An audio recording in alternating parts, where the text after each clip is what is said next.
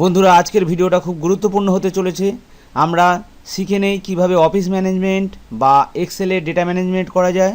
তাহলে এখানে দেখুন আমি যেই চেকবক্স অন করছি সাথে সাথে পুরো ডেটা এরিয়াটা ফিল কালার হয়ে যাচ্ছে রো অনুযায়ী এবং টোটালও বেরিয়ে যাচ্ছে। তো আসুন শিখে নেই কীভাবে এটা তৈরি করব। তো আমি শিট 2তে চলে গেলাম। আমার আগের ভিডিওয় কীভাবে চেকবক্সের সাহায্যে যোগ করা যায় সেটা আমি শিখিয়ে রেখেছিলাম বন্ধুরা, আপনারা দেখে নেবেন। তবু একবার আমি এখানে দেখিয়ে দিচ্ছি। ডেভেলপারে গেলাম, এখান থেকে ইনসার্টে গেলাম, ইনসার্ট থেকে চেকবক্স নিলাম, চেকবক্সটাকে আমি এখানে ড্র করলাম। ড্র করার পর এখানে রাইট মাউস ক্লিক করলাম, এডিট টেক্সট করলাম, ডিলিট পেস্ট করে সমস্ত লেখা মুছে দিলাম। এখান থেকে ফরম্যাট কন্ট্রোল, এই যে চেকবক্সটা আছে না, এটাকে বলে দিতে হবে যে এটা কোন সেলের চেকবক্স।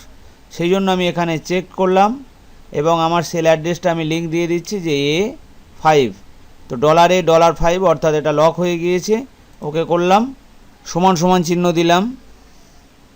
ইফ ফাংশন ব্যবহার করব। ইফ যদি A5 এর ঘর সমান সমান ট্রু লেখা হয়, B5 C5 এবং D5 এর যোগফল হবে।